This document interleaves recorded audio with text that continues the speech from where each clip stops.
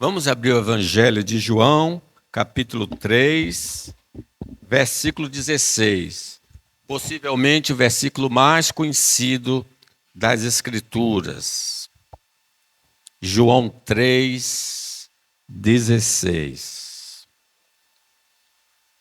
Leiamos em uma só voz.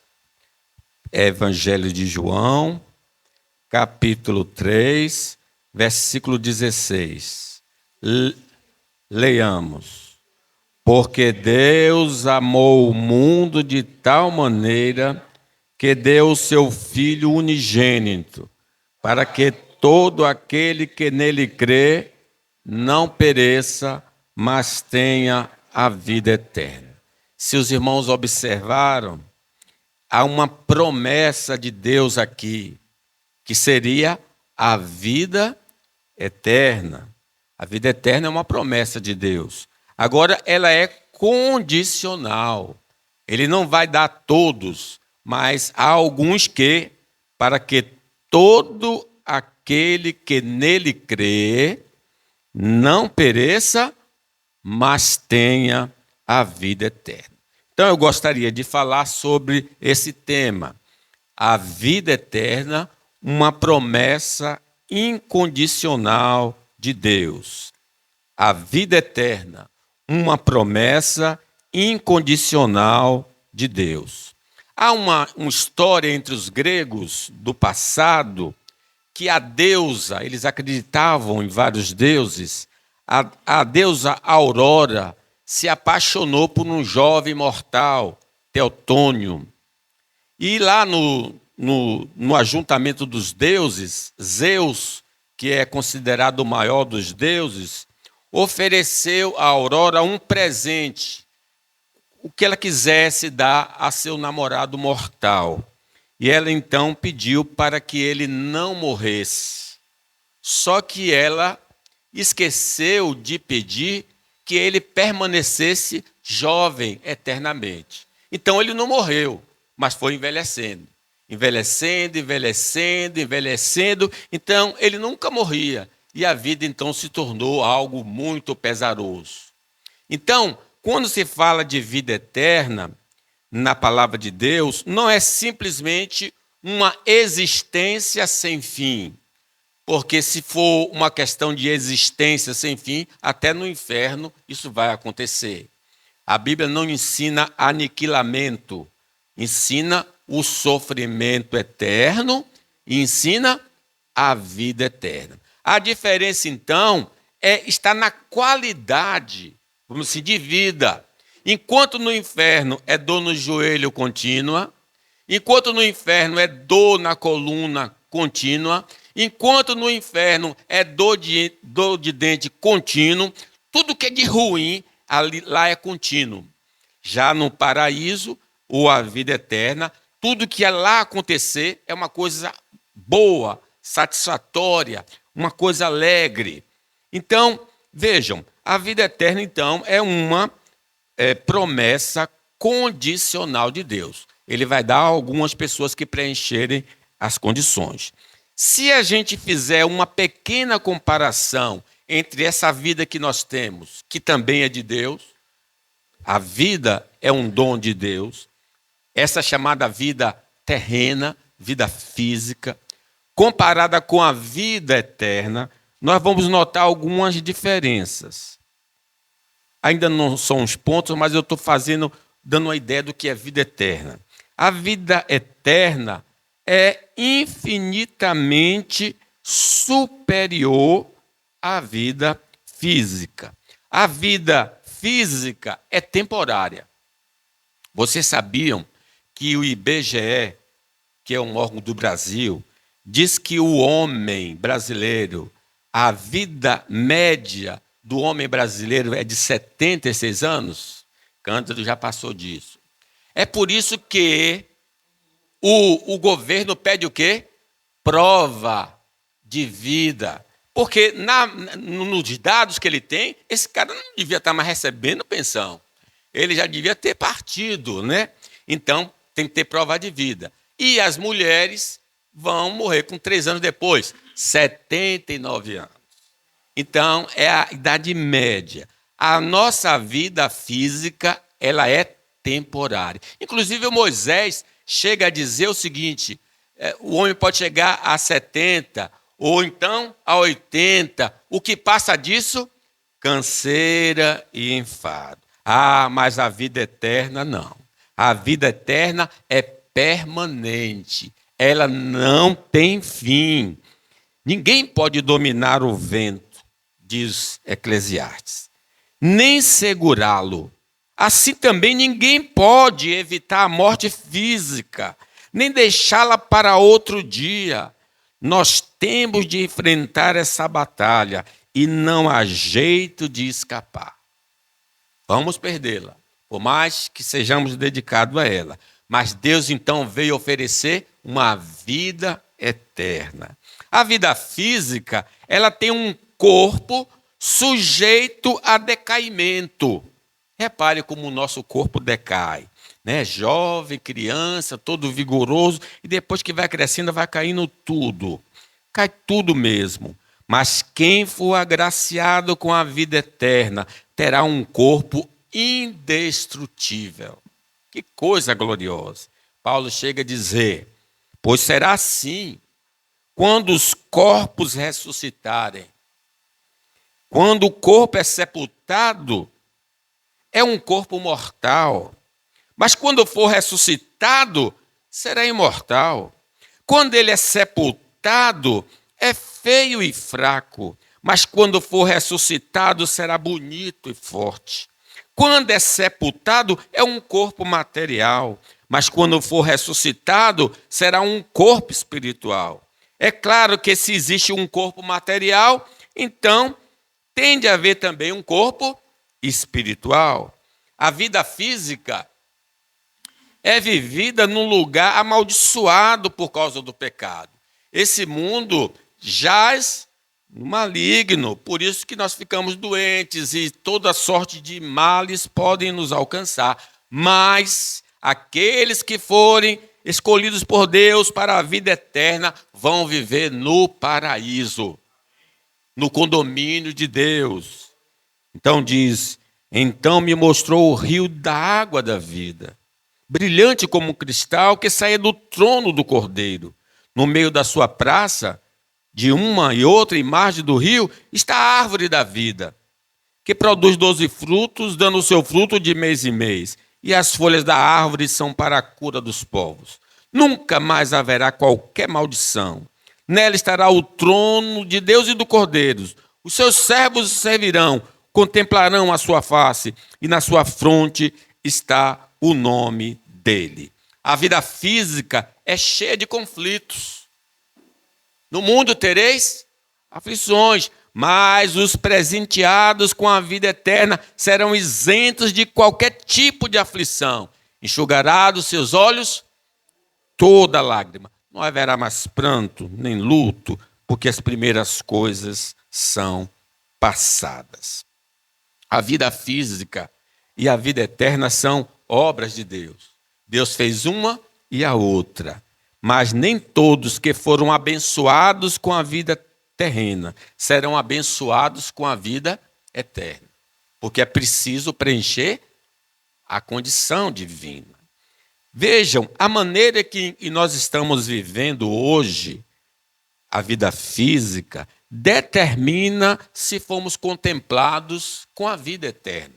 Pelo fruto se conhece uma árvore. Não devemos ficar surpresos com os dramas que vivenciamos na vida presente, mas tenha esperança na promessa de Deus que um dia a sua sorte vai mudar. Essas coisas ruins vão desaparecer. Então esse é o nosso tema. A vida eterna é uma promessa condicional de Deus. Em primeiro lugar, a vida eterna será concedida aos que creem em Cristo Jesus. A vida eterna será concedida aos que creem em Cristo Jesus. Não concordar, por exemplo, com a revelação da palavra de Deus acerca da pessoa e obra de Jesus demonstra que o indivíduo não faz parte do grupo que vai participar da vida eterna. Se eu não aceitar o que a Bíblia revela sobre Deus, sobre Jesus e sobre a sua obra, jamais vamos participar da vida eterna. João diz: por isso eu disse a vocês que vão morrer sem o perdão dos seus pecados. De fato, morrerão sem o perdão dos seus pecados se não crerem que eu sou. Nós precisamos nos livrar dessa sujeira que é o pecado. E só Jesus pode remover os pecados. Eu preciso acreditar nisso para que então eu possa ser habilitado a participar da vida eterna. Crer que Jesus é simplesmente um solucionador de dramas existenciais não nos qualifica a pessoa como que vai ingressar na vida eterna. Muitas pessoas acreditam em Jesus, mas acreditam que ele pode curar. E de fato ele pode curar. Ele pode nos libertar das nossas enfermidades. Mas quando Jesus curava, era para revelar quem ele era. Diz o Senhor que ia levantar um profeta semelhante a Moisés, falando: o Senhor vai levantar um profeta semelhante a mim, através dos milagres, né? Então Jesus, ao operar os milagres e abençoar fisicamente uma pessoa, ele só estava apontando para isso, que ele é o Salvador. E não que ele é simplesmente o curador de milagres. Algumas pessoas procuram a Jesus somente para resolver os seus dramas existenciais. E Jesus disse a umas pessoas que procuravam ele porque ele multiplicou o pão: não trabalhem a fim de conseguir a comida que se estraga, mas a fim de conseguir a comida que dura para a vida eterna. O Filho do Homem dará essa comida a vocês, porque Deus o Pai deu prova de que ele tem autoridade. Então, claro que eu posso recorrer a Jesus para resolver dramas familiares, por exemplo, mas acima de tudo, eu devo procurar Jesus para que ele me dê a vida eterna. Crer que Jesus é simplesmente um operador de milagres não é evidência de que vai usufruir da promessa da vida eterna. Muitos na igreja neopentecostal, e talvez aqui, acreditem que Jesus possa curar uma pessoa que está com uma doença incurável, que Deus pode fazer um milagre. Claro que ele pode. Ele é poderoso para fazer muito mais do que pedimos ou pensamos. Mas esse tipo de fé não nos dá direito à vida eterna. Eu preciso crer que ele é o Salvador, que ele morreu pelos nossos pecados e ressuscitou para a nossa justificação. Crer que Jesus é simplesmente um espírito aperfeiçoado, assim pensam os espíritas, não faz jus à doutrina apostólica sobre Cristo, que é superior a essa questão. Cristo é Deus, Cristo é homem. A palavra, o verbo se fez carne e habitou entre nós, cheio de graça e de verdade, e vimos a sua glória. Então, o que é crer em Jesus para ter a vida eterna? Crer em Jesus implica em acreditar que ele é Deus encarnado, enviado pelo Pai como Salvador do mundo. Eu tenho de crer. Deus amou o mundo de tal maneira que deu seu Filho, para que todo aquele que nele crê não pereça, mas tenha a vida eterna. O João chega a dizer: nisso conheceis o Espírito de Deus. Todo espírito que confessa que Jesus Cristo veio em carne, que ele é o Deus encarnado, é de Deus. E todo espírito que não confessa Jesus, não procede de Deus. Pelo contrário, é o espírito do anticristo. Crer em Jesus envolve acreditar que ele cumpriu e recebeu a punição da lei em nosso favor para apagar nossa dívida diante do Senhor. Sim, ele levou sobre si os nossos pecados. O castigo que nos traz a paz está sobre ele, e sobre as suas feridas nós somos sarados. Louvado seja o nome do Senhor. Mas também por nossa causa, posto que a nós igualmente nos será imputado a saber, a nós que cremos naquele que ressuscitou dentre os mortos, a Jesus nosso Senhor, o qual se entregou por causa de nossas transgressões e ressuscitou por causa da nossa justificação. Crê em Jesus, compreende que não precisamos fazer nada para sermos salvos, porque ele já fez tudo o que era necessário para a nossa salvação.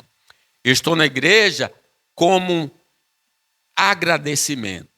Eu não venho para a igreja para me salvar. Eu venho para a igreja porque eu estou salvo. Eu venho adorar a Deus na beleza da sua santidade. O meu dízimo não vai me salvar. As minhas orações não vão me salvar. A minha evangelização não vai me salvar. Ainda que eu entregue meu corpo para ser queimado, não pode me salvar. Mas eu estou salvo porque Jesus já me salvou. E eu entrego a minha vida, eu faço tudo aquilo que é agradável ao Senhor. Diz, sabendo, Paulo aos Gálatas, contudo que o homem não é justificado, salvo, pelas obras da lei, pelo que ele faz, e sim mediante a fé em Jesus. Também temos crido em Jesus, para que fôssemos justificados pela fé em Cristo, e não pelas obras da lei.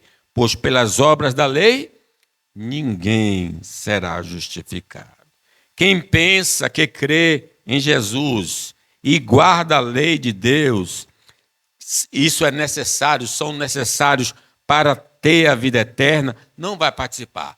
Então, algumas pessoas acham que precisa crer no Senhor e também guardar a lei como condição para ser salvo. Não. Não anula a graça de Deus. Pois se a justiça é mediante a lei, segue-se que Cristo morreu em vão. Quem crê em Jesus, mas vive no pecado, não crê verdadeiramente em Cristo. Está excluído da vida eterna. Porque Jesus veio a este mundo dizer, eu sou a luz do mundo. Quem me segue não andará em trevas, mas terá a luz da vida.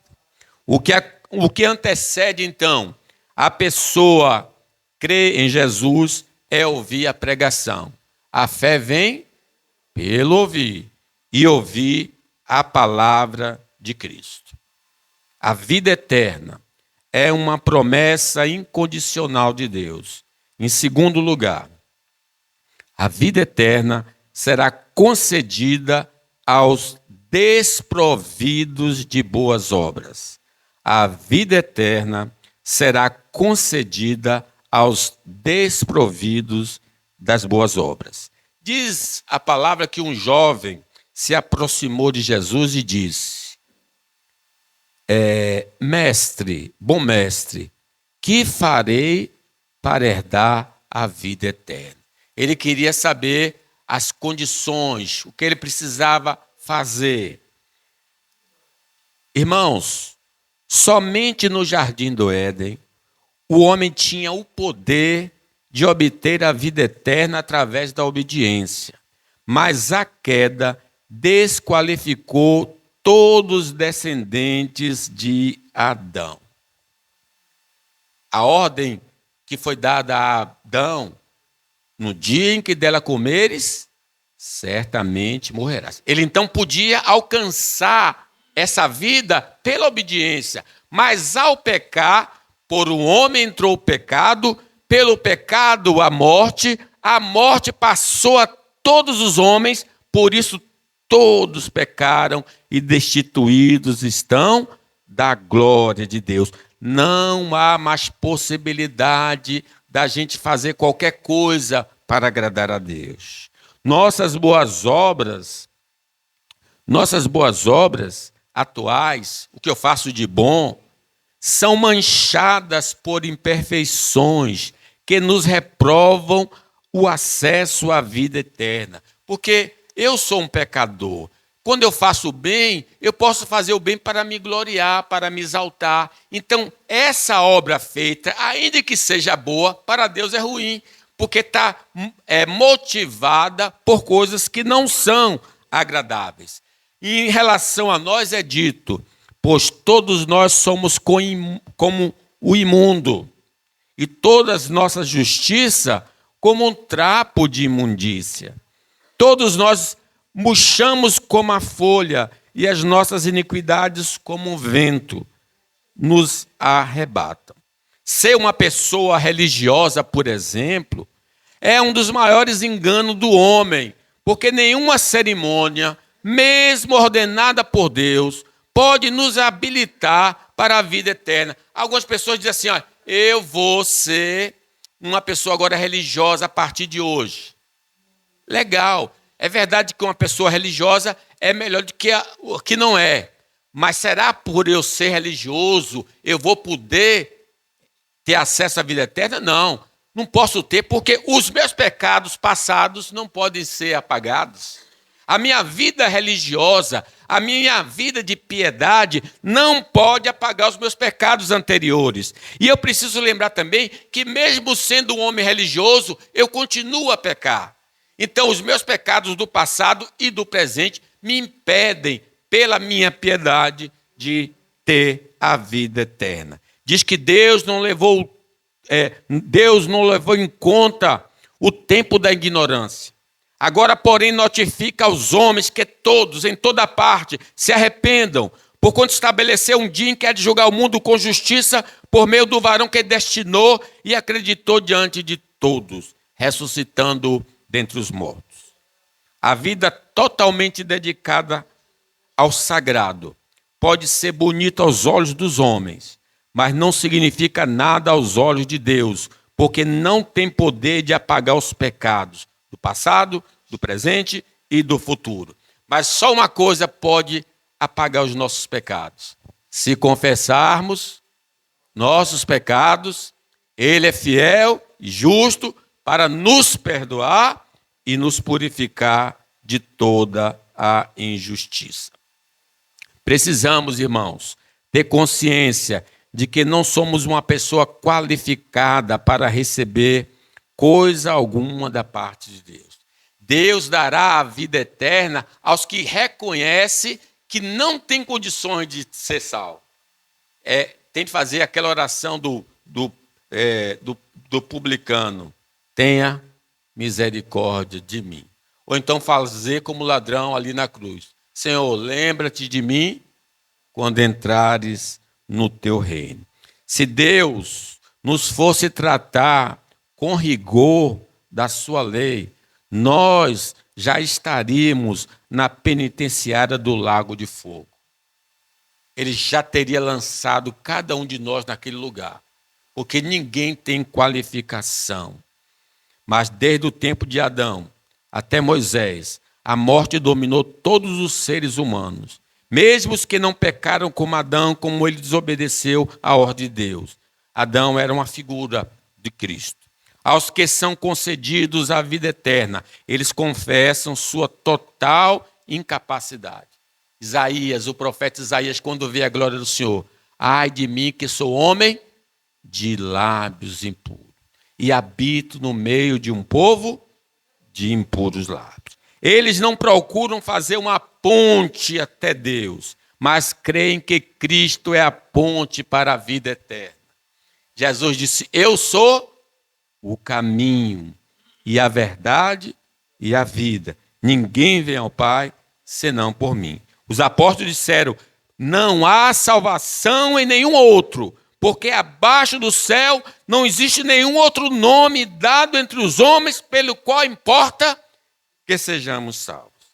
Os que aceitaram o caminho de Deus para a vida eterna vão trilhar um caminho santo e cheio de boas obras, como gratidão pela salvação que há em Cristo Jesus. A vida eterna é uma promessa incondicional de Deus. Em terceiro lugar, a vida eterna será concedida ao que não possui qualificações. A vida eterna será concedida ao que não possui qualificações. Aí o homem disse a Jesus, o que eu preciso fazer para ter a vida eterna? Jesus disse: você sabe os mandamentos. Não matarás, não adulterarás, não furtarás, não dirás falso testemunho, não defraudarás ninguém, honra teu pai e a tua mãe. Então o jovem respondeu: mestre, tudo isso tenho observado desde a minha juventude. Ele se vê o quê? Uma pessoa qualificada para a vida eterna. Aí Jesus fez o último teste, diz, e Jesus, fitando o amor, diz: só uma coisa te falta. Vai, vende tudo que tens, dá aos pobres e terás um tesouro no céu. Então vem e segue-me. Ele, porém, contrariado com esta palavra, retirou-se triste, porque era dono de muitas riquezas. Meus irmãos, em nosso interior, transgredimos a lei de Deus. E isso nos desqualifica para a vida eterna. Mas o homem orgulhoso não reconhece a sua sujeira interna. Nós tomamos o banho para vir para a igreja, vestimos a nossa roupa, mas nós precisamos entender que Deus sonda o nosso coração e sabe quando eu maquino mal, quando eu tenho uma novela mental proibida, quando eu tenho sentimentos proibidos, quando eu tenho motivações proibidas. O Senhor, tu me sondas e me conheces. Sabe o meu deitar e o meu levantar. De longe penetras no meu pensamento. Então, essa sujeira interior é que nos impede de ter a vida eterna. Nós estamos desqualificados, mesmo que no exterior não. Através de nossas palavras, quebramos a lei de Deus e nos tornamos reprovados para a vida eterna. Mas o soberbo não admite tal deslize. Meu irmão, quem é que não peca no falar? Quem aqui nunca foi grosso com alguém? Quem aqui nunca amaldiçoou uma outra pessoa na ira? Então, Tiago diz, porque todos tropeçamos em muitas coisas. Se alguém não tropeça no falar, é perfeito varão, capaz de refriar também o corpo, assim também a língua, pequeno órgão, se gaba de grandes coisas. Vede como uma fagulha põe em brasa tão grande relva. Ora, a língua é fogo, é mundo de iniquidade. A língua está situada entre os membros do corpo e contamina o corpo inteiro. E não somente põe em chamas toda a carreira da existência humana, como também é posta lá mesmo pela chama do inferno. A língua, porém, nenhum dos homens é capaz de domar. É mal incontido, carregado de veneno mortífero. Com ela, bendizemos ao Senhor e Pai. Também com ela, amaldiçoamos os homens, feito à semelhança de Deus. Se nós achávamos que está tudo bom, não está. Porque nós pecamos com os lábios. Nós estamos desqualificados. Nossas ações demonstram que desobedecemos à lei do Senhor e nos tornamos inaptos para a vida eterna. Mas o prepotente acha que tem méritos diante de Deus. Veja, o pastor começou no interior, depois foi para a boca e agora fala para o comportamento. Se nós formos honestos com nós mesmos, nós vamos ver que o nosso interior, a nossa fala e o nosso comportamento, muitas vezes, não glorificaram a Deus. Quer coma, quer beba, o que faça qualquer outra coisa, fazer tudo para a glória de Deus. Por isso a Bíblia diz, todos se extraviaram, a uma se fizeram inúteis, não há quem faça o bem, não há nenhum sequer, a garganta deles é sepulcro aberto, com a língua urdem engano, veneno de víbora está nos seus lábios, a boca eles a têm cheia de maldição, de amargura. São os pés velozes para derramar sangue, nos seus caminhos a destruição e miséria. É uma descrição de quem? De cada um de nós aqui. Esse é o diagnóstico que Deus dá a nosso respeito. Como é que nós enchemos o peito e estamos afirmando, eu sou uma boa pessoa. Eu estou qualificado para a vida eterna. Nossas omissões nos tornam culpados perante a lei do Senhor e merecedores de não participar da vida eterna. Portanto, aquele que sabe que deve fazer o bem e não faz, está pecando. Na vida cotidiana, as qualificações abrem portas. Isto é, se você vai procurar um emprego, como é que é o currículo? O currículo tem que estar cheio. Eu sou isso, eu sou aquilo. Isso é, no mundo dos homens, as qualificações são importantes para determinar a contratação do indivíduo. Mas, no reino dos céus, você tem que dizer que você não presta. Você é imprestável, você é pecador, você pecou com os lábios, pecou no coração, pecou nas ações, você tem de se reconhecer pecador. Você precisa dizer para Deus como o homem diz, nós estamos aqui na cruz porque merecemos, mas este nada fez. Senhor, lembra-te de mim quando entrares no teu reino. Por isso que nas bem-aventuranças, Jesus começa dizendo assim, bem-aventurados os pobres de espírito, porque dos tais é o reino dos céus. É uma pessoa que diz, poxa, apesar de toda a minha virtude, do ponto de vista humano, eu não tenho qualificações na presença do Senhor. Eu estou reprovado. Quando a gente se vê assim, quebrantado, humilhado na presença do Senhor, aí o Senhor salva. Aí o Senhor ergue as mãos. Somente através do Espírito Santo, irmãos, e da palavra de Deus, o homem pode reconhecer sua completa desqualificação para poder estar habilitado à vida eterna. É obra do Espírito. Ninguém chega diante do espelho e se vê feio. Não sei quem sofre disso. Sempre a gente está bonito. A gente olha, não. Às vezes culpa até o espelho. Ah, espelho meu. Espelho meu, não, você não presta, você não funciona direito. Aí vai para outro espelho, às vezes em casa, culpa até o espelho. Meus irmãos, não. O espelho reflete o que você é. Essas maquiagens que nós colocamos, os perfumes e tal, é tudo um disfarce, é uma capa. Para escondermos aquilo que somos das pessoas. Mas lembre, não estou dizendo que vocês não devem se arrumar, não. Eu estou dizendo apenas que isso é um símbolo na nossa presença diante de Deus. Às vezes a gente vem com tanta frescura na presença do Senhor. E Deus, eu te conheço, rapaz. Eu já te conheço. Eu te conheci no ventre da sua mãe. Quando seus ossos estavam sendo formados, eu te conheci. Você agora vem me enganar? Está querendo me enganar? Conheço você. Se a gente reconhecer na presença do Senhor, Ele vai se alegrar de nós, meus irmãos. Uma pessoa orgulhosa tem dificuldade de reconhecer e confessar seus pecados para poder ter acesso à vida eterna. Ela sempre, quando erra, vai dizer, foi fulano que não presta, botou uma pedra e eu caí.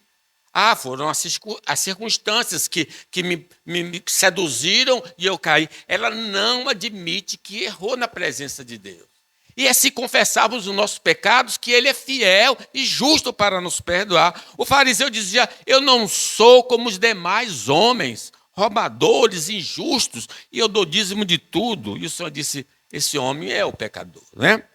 O indivíduo orgulhoso não invoca o nome do Senhor para ser salvo, pois é altivo demais para pedir ajuda. Ele nunca vai dizer, salva-me, Jesus.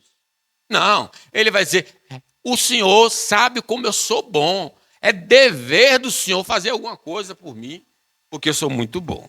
O indivíduo orgulhoso não invoca, então, o nome do Senhor. O indivíduo soberbo sempre se justifica dos seus erros e não reconhece a graça do perdão para ter acesso ao reino de Deus. A soberba precede a ruína e a altivez de espírito precede a queda. A pessoa orgulhosa não vai buscar a Deus, pois se acha superior aos demais homens e pensa que Deus tem a obrigação de lhe conferir a vida eterna. Por fim, meus irmãos, a vida eterna é uma promessa condicional de Deus. Em quarto lugar, a vida eterna será concedida aos que priorizam o tesouro eterno. Nessa parábola do jovem rico, que ele se afasta do Senhor por causa dos bens, ele até queria a vida eterna. Mas quando colocado os dois tesouros, o tesouro da terra, o tesouro do céu, ele disse, não, eu prefiro as minhas possessões.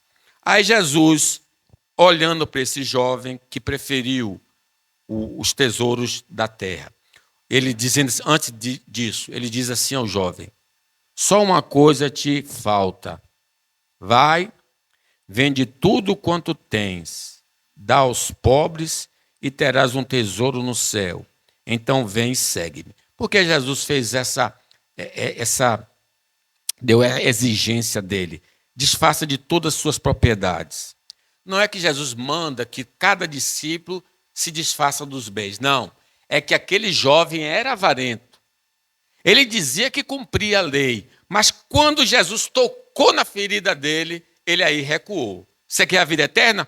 Dê seus bens aos pobres. E você vem e segue. Aí ele, vou ficar pobre? Não, de jeito nenhum. Não quero a vida eterna mais. Então ele preferiu o tesouro terreno. Diz assim, ele, porém, contrariado com esta palavra, retirou-se triste, porque era dono de muitas propriedades. Aí continua. Então Jesus, olhando ao redor, disse aos seus discípulos, quão dificilmente entrarão no reino de Deus os que têm riquezas. Aqui pensem, você pode não ser rico, mas deseja ser rico também.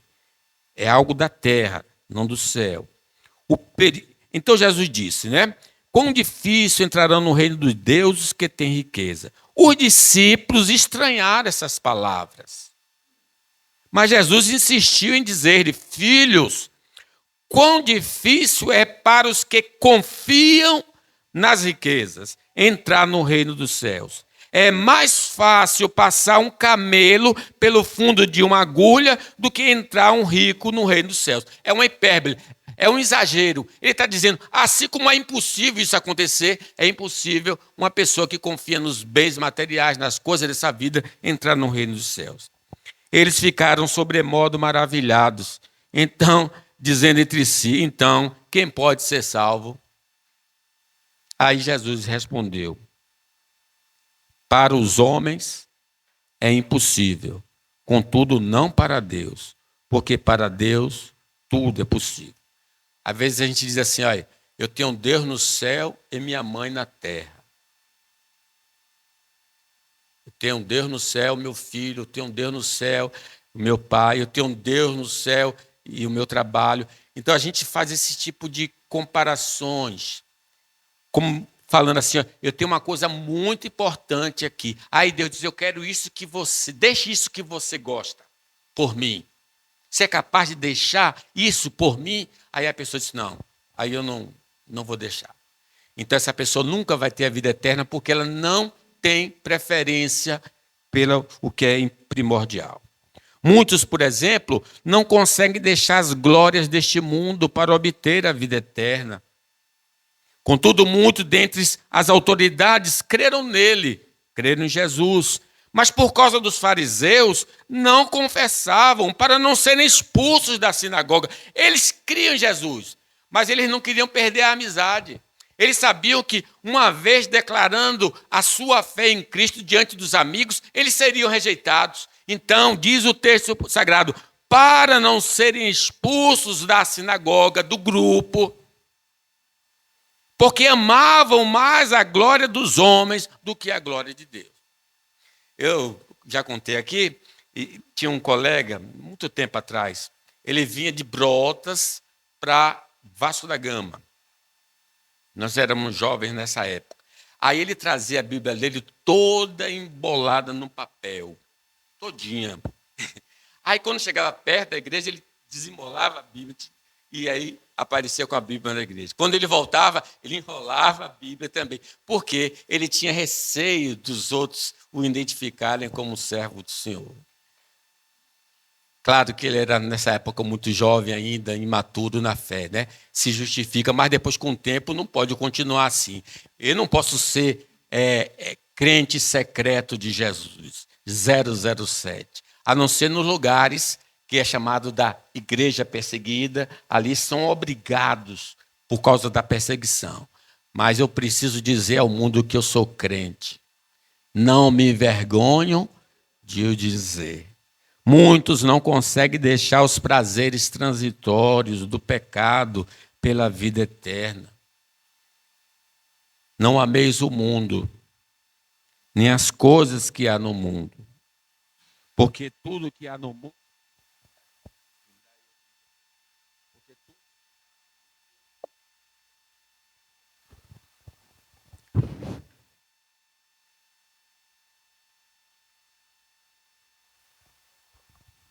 Porque tudo que há no mundo, há desejo da carne, há desejo dos olhos, a soberba da vida, não procede do Pai, mas procede do mundo.